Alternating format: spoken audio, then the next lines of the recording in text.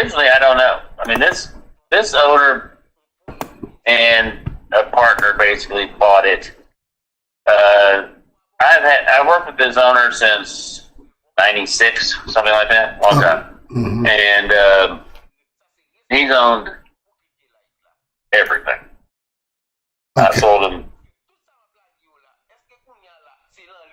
1,000 acres. I've sold him 200,000 square foot warehouse buildings. I've sold him every kind of piece of land, every kind of restaurants, you name it.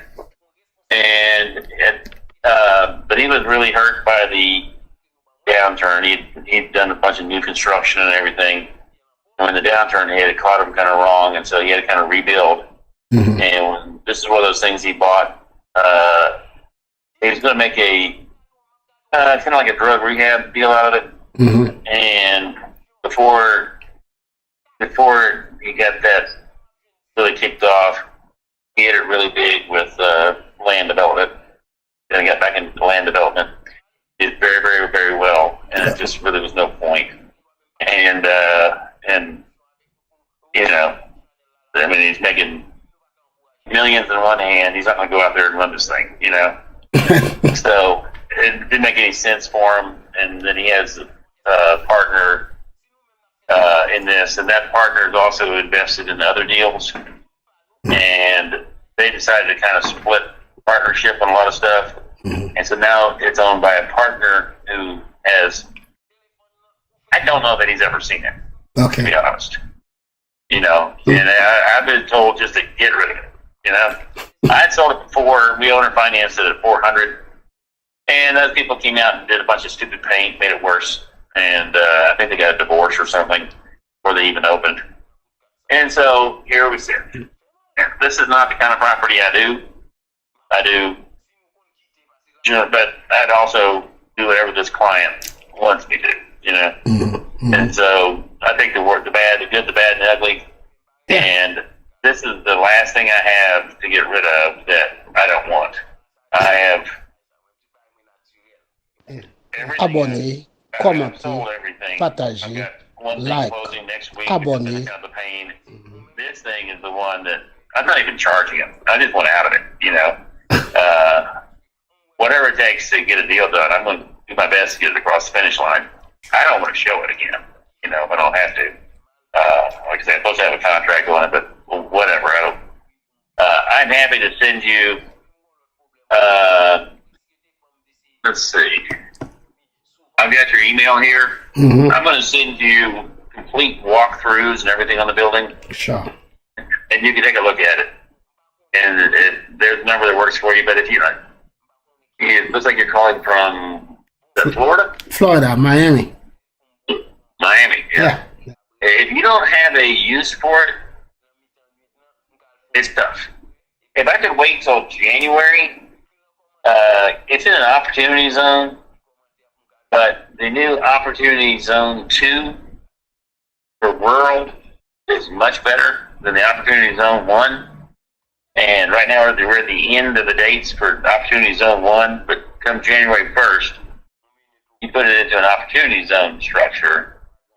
But I just don't want to wait around for 6 months to still dealing with this thing in the slightest. But if it is an Opportunity Zone structure in January 2nd for rural,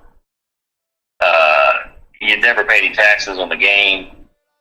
You can take all the depreciation and everything else, but you only have to invest half of what you paid into it, but you can take your stock sales or whatever and put that money into it and pay.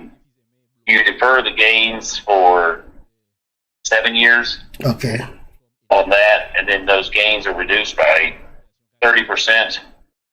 And then if you hold the building for 10 years, you don't pay anything on the gain from the sale. So somebody that's got some money they don't want to pay taxes on, or they want to defer them for 7 years, because realistically, if this thing was really up and going, you're going to maybe worth $1 million or so. It'd be nice not to pay any taxes on that gain. Without having to do a 1031 or whatever, you just put it in your back pocket. And rural, in the new in the new one big beautiful bill thing. That was those opportunity zones went from being temporary to permanent. Okay. And in the permanent deal, they made rural much more attractive than urban.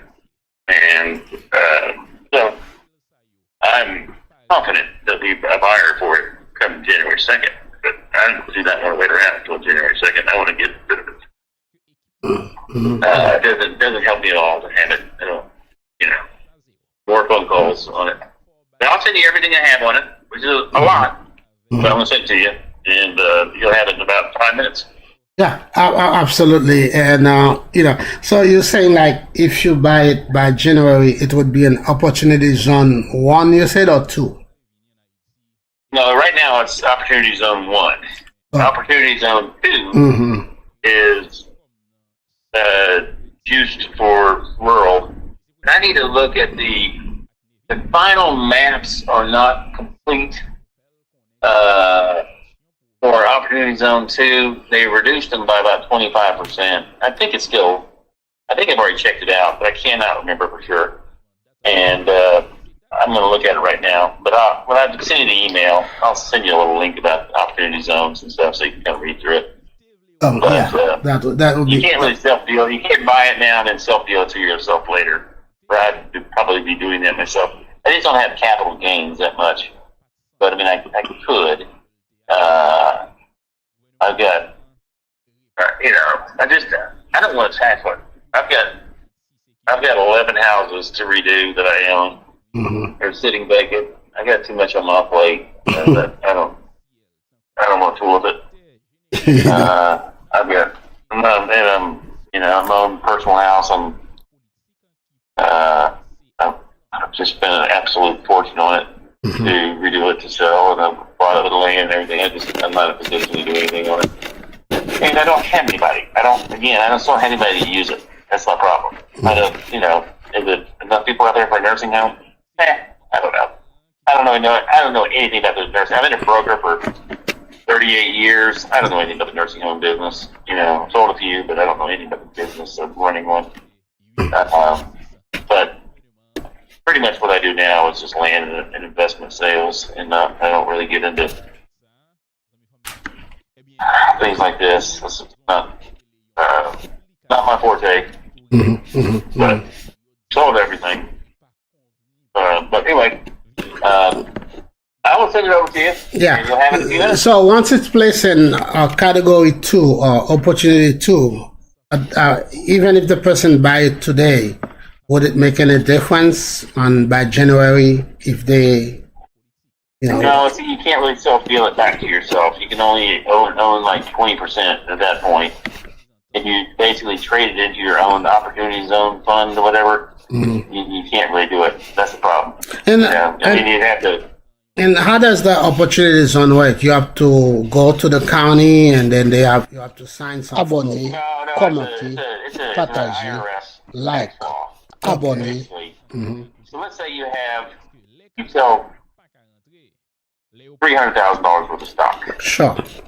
Let's say, or say you have a capital gains of $300,000 of stock, and you don't want to pay taxes on that right now. You can take or whoever you invest with you in this fund, which it can't be a solo member fund, but it can be like a husband and a wife as partners. There's a lot of little tricks to it, but basically, once you send into an opportunity zone fund, the fund then acquires the property, and the fund acquires the property using that money, and then you can also do a loan with it or whatever. But typically, what you do is you just pay cash.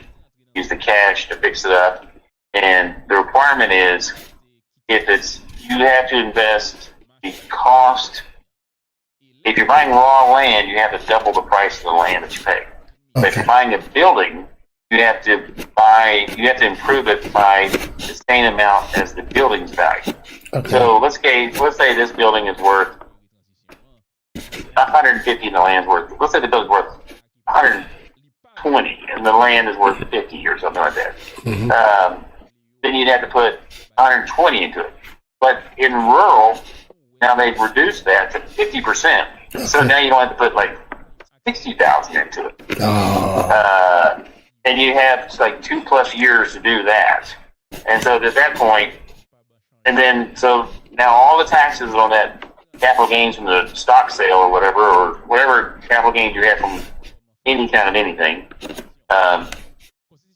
all those taxes are deferred for 7 years. And then in 7 years, you got to pay the taxes on that gain. But you can also borrow against the assets you have and pay it off then, with borrowed money, or, maybe just from the ongoing whatever, you can save up for it. But that in the rural opportunity zone too, your deferred capital gains, let's say they would have been, so 300,000, 23.8%, or say 25%, so say like $75,000.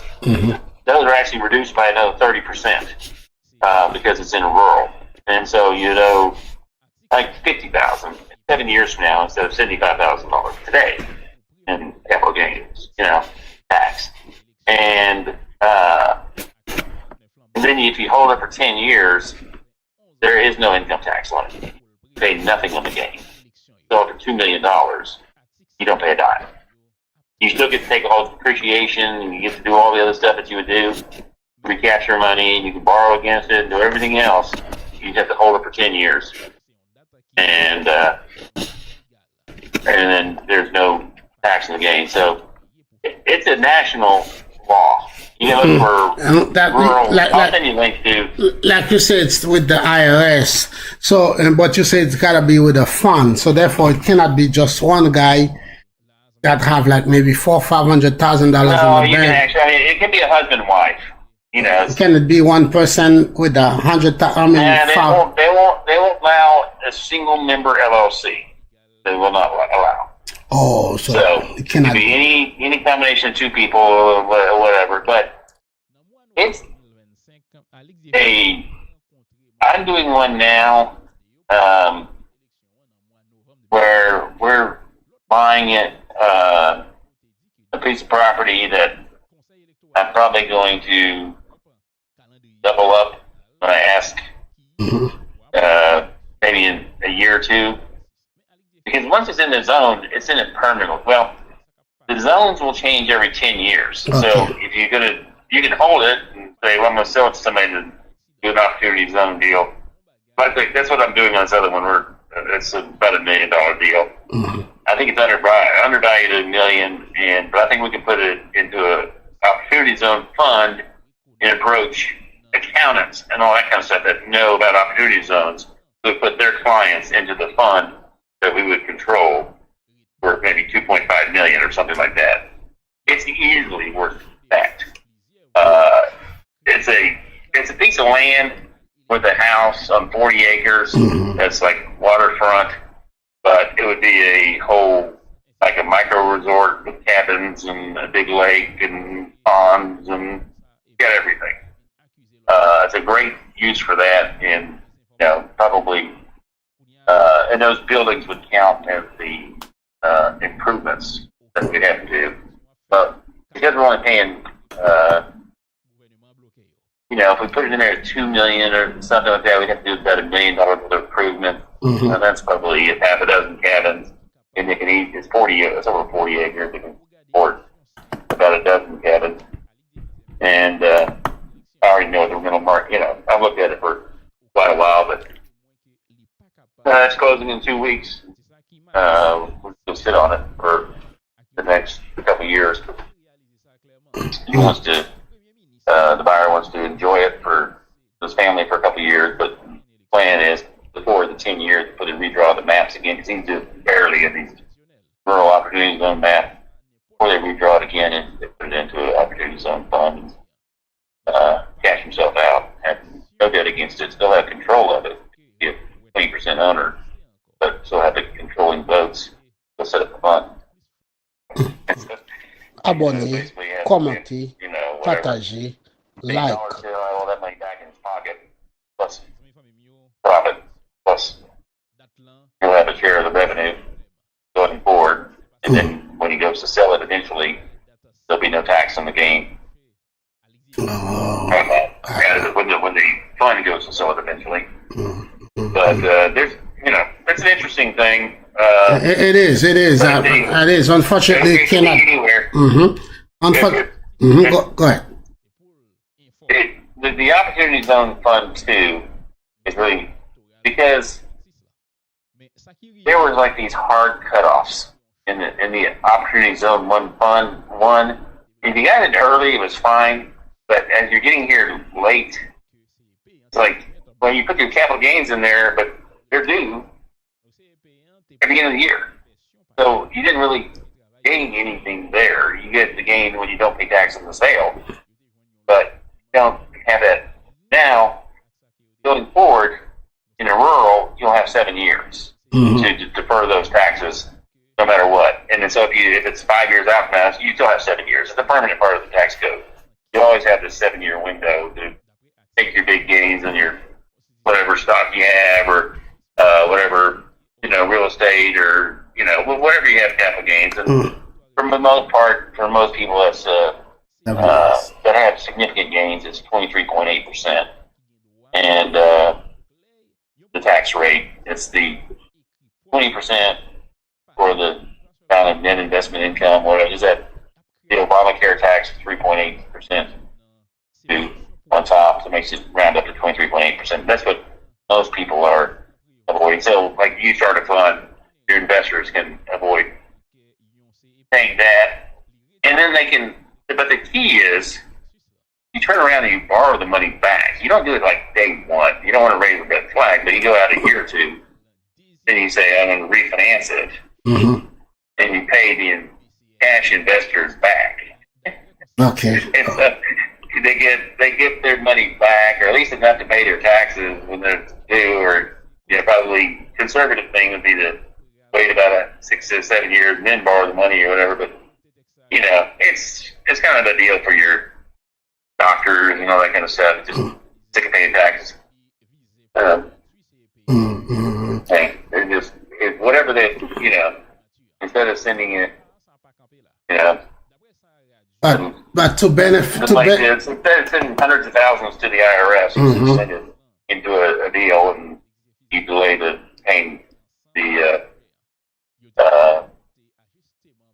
capital gains on that. But you only pay, I guess, really. So if you just say you have $2 million of capital gains, sure, your taxes like $500,000. You put that into this kind of deal. That whole $500,000 or whatever is deferred for the entire 7 years. But when you said defer, that means you will still have to pay it at the end of the 7 year, no? Yeah, at the end of 7 years, you still do. But by that time, you've either got cash flow back. But you've always had, you would have had to pay it now, or you pay it later. Okay. But it's delayed. It's not only deferred, but it's also reduced in rural by 30%. Yes. So you go out 7 years. If it's $500,000 a day, it's $350,000 in 7 years. Yeah. And so you just got to find something that makes sort of sense for that kind of a deal. And it's kind of like semi-distressed areas or whatever. There's a lot of those, though. I mean, most of those I would not have a problem investing in. Some of them I would. You've got to kind of be selective, look at things, studying. But I'm no accountant for sure, but I do a lot of. A surprising number of my deals involve understanding that kind of tax deals. A lot of 1031 exchanges, 1033 exchanges. Any kind of, I've seen it all. Been doing it for a long, long time. For that Eastland property, so far, how long it's been listed on the market now? Oh, way too long. Way too long. And nobody need that much square footage, or what's going on? I sold it once for $400,000 owner financed. Okay. And then we couldn't sell it for a long time because the partners were splitting up, and I couldn't take anything but basically a full price deal to them. Okay. Which at that time I think we had dropped it to 300 or something. I don't know. Okay. But nothing was going to work. Right now, with this guy, I can come off the 179. I just need to get rid of him. Okay. You know. Okay. I don't know how much. I don't know.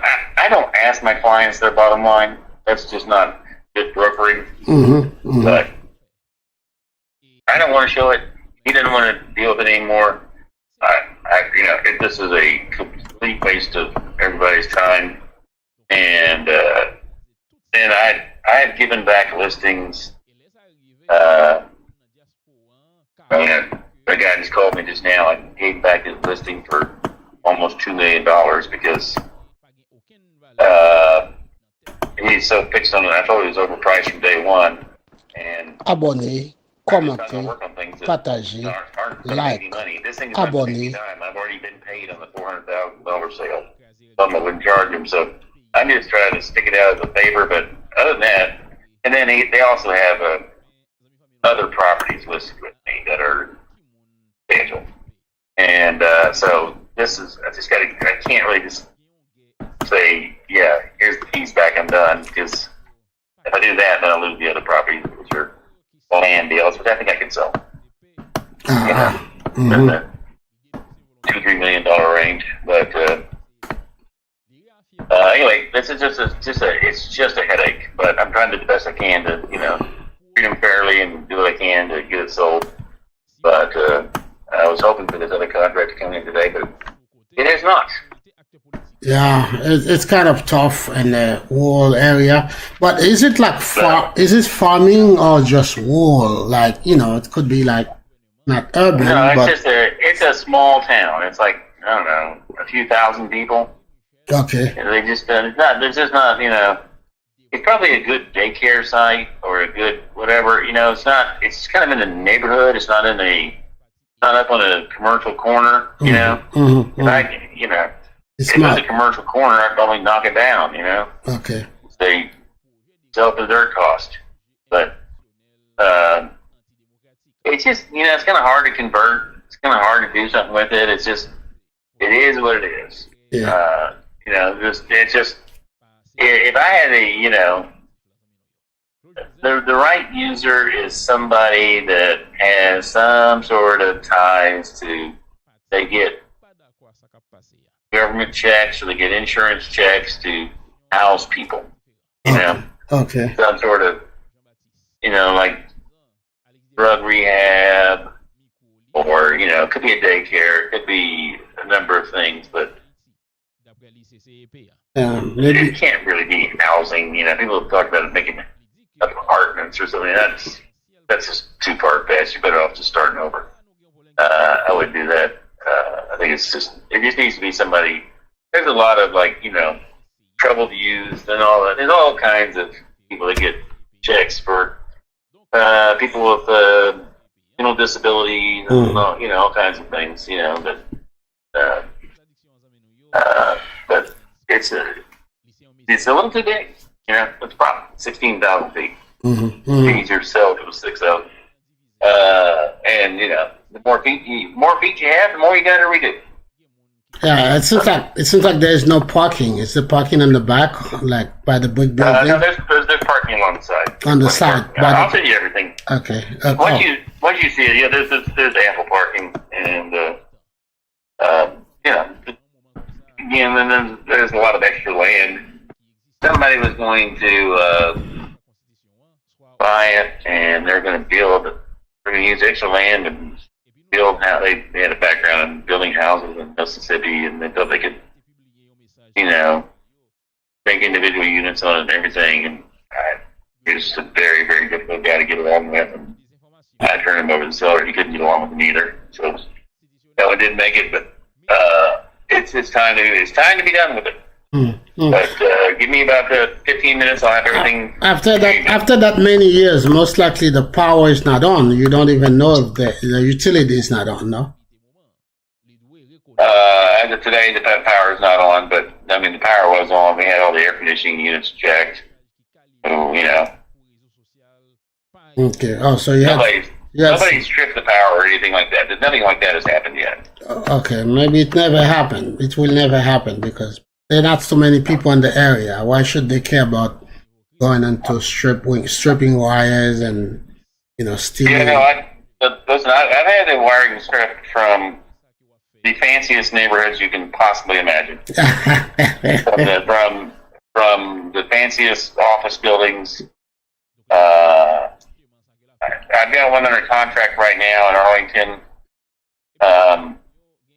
They got up on the roof and they stole all the copper out of the AC units. Mm-hmm.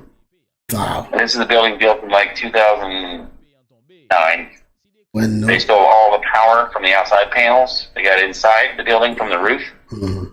They stole all the plumbing inside the building. That's drugs. And hundreds of thousands of dollars of damage. And the water was on when they cut the plumbing out. Okay. So flood. All the walls had to be cut to the bottom 2 feet of them, and all the flooring had to be taken out. And the guy was out of the country when it happened. Wow. And I've had this happen on properties I have listed dozens of times where they've stolen the AC units and everything. So I've been so surprised it's all intact out there. But I'm doing what I can to get rid of it before something happens like that. I need to get rid of it. Mm-hmm. So I'll look at any offer, and but I want to send you enough information, enough videos on it, you can make your own decisions. You have videos too? Yeah, it's a walkthrough. Oh. They're terrible.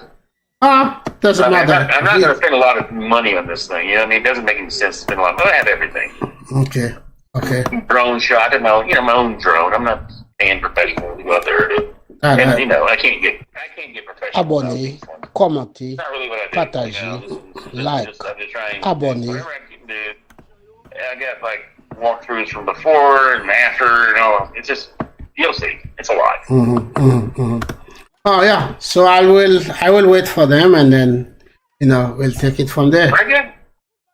Perfect. Thank you so much. You're welcome, sir. Thank you. You have a good day. Okay. Nice talking to you.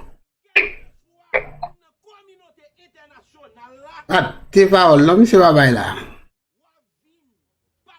27 minutes, nous ne pas là, monsieur là. Et tout ça, monsieur dit, moi, on va chercher pour mettre le téléphone là on. Tout ça, dit, il semble à 100% vérité. Exactement, ça me parlé avant là, même moi là. On t'a parlé de comment on dit ça? Non, c'est ça qu'elle parlait de si le gouvernement bail chèque, capable de mettre le monde là-dedans. Mais les autres qui ont tout le besoin pour ranger. Et c'est tout comme ça, vrai.